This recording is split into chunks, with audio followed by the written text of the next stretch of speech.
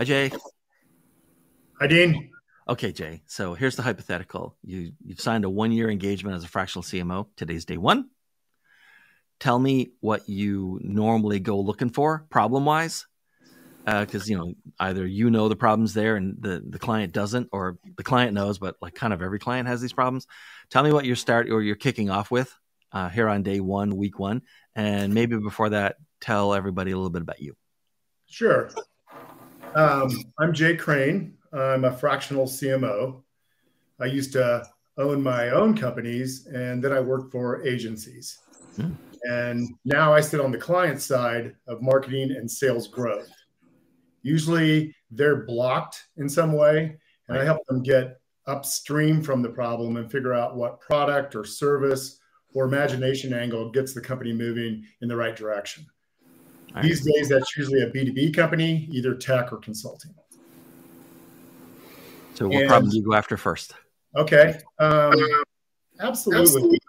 The first thing I know,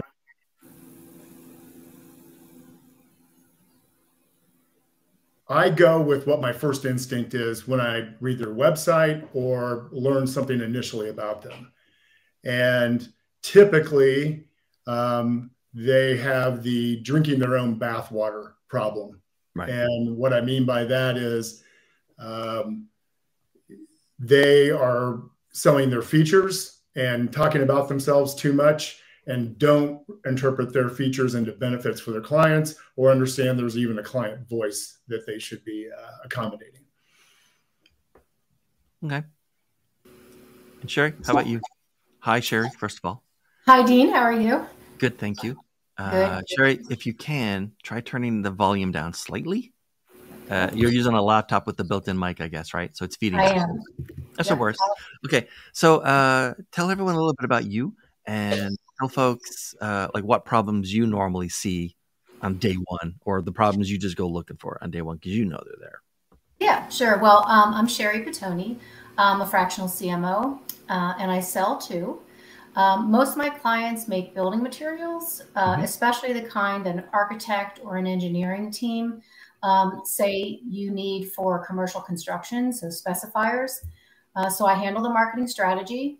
And the selling part comes in because I also help them sign up resellers and channel partners. I help them show at conferences, whatever it basically takes to move the sales needle. That's what I do. But regarding your question, I would definitely say, and this is maybe different than the average response, but I think in the initial phase of any 1-year engagement, one of the most critical issues to address beyond any shadow of a doubt is momentum. Momentum is always the lifeblood of change, and it's where it's what makes the difference between a very stagnant strategy that they're currently dealing with and one that kind of feels more alive and one that's more pulsating. So I think that's really important. A lot of times you're walking in there and it's a very stagnant marketing environment. And so you want to kind of come in there and be able to fix that. So it's incredibly important in the first 90 days to sort of analyze that and catalyze that as a force. So that would maybe mean making some incremental changes along the way, but also creating structure for the long term. So. Okay, so let's shift then, Sheri, from the CMO to the CEO of the board, the ELT, right? Somewhere prior to you showing up, they made a decision and committed the money to have a fractional CMO for a year, okay? Yep. How should they walk into that getting the most value out of that fractional CMO? Or if you prefer, how do companies normally waste that money?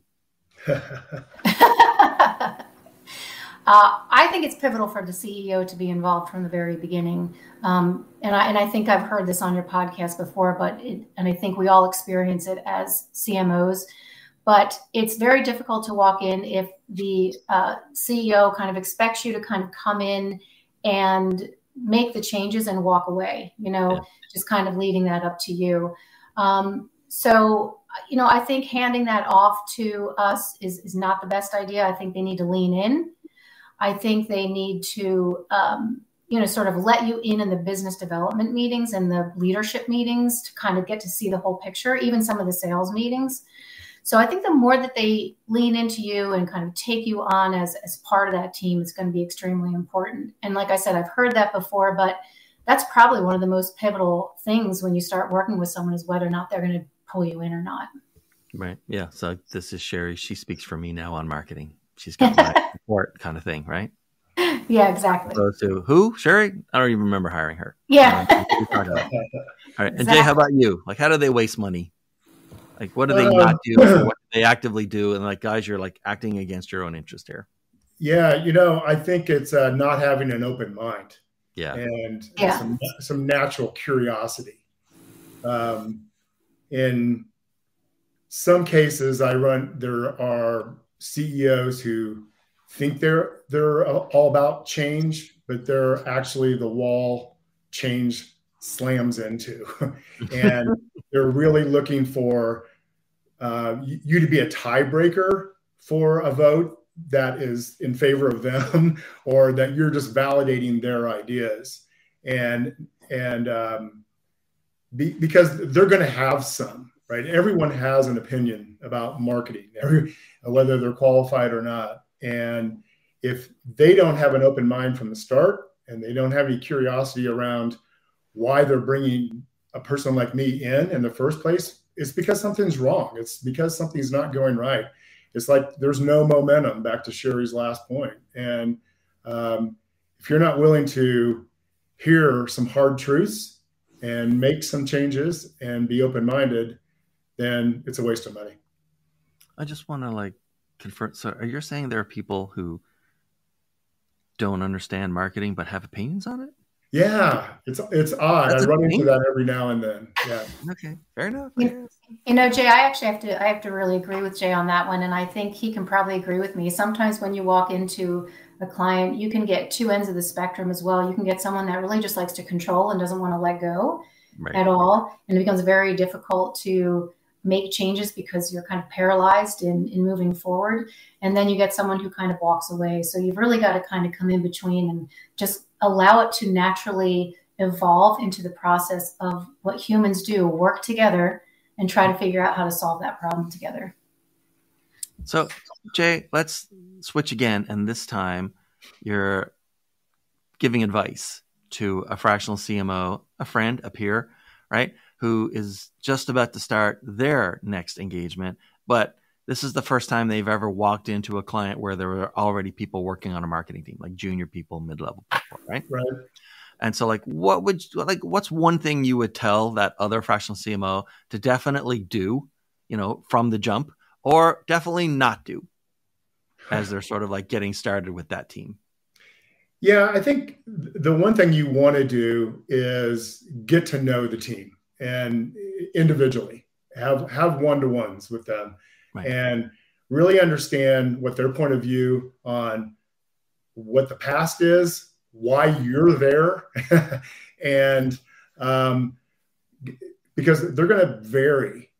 And the thing I would also caution a fractional CMO going in up front is to be honest with yourself and realize not everyone's happy you're there.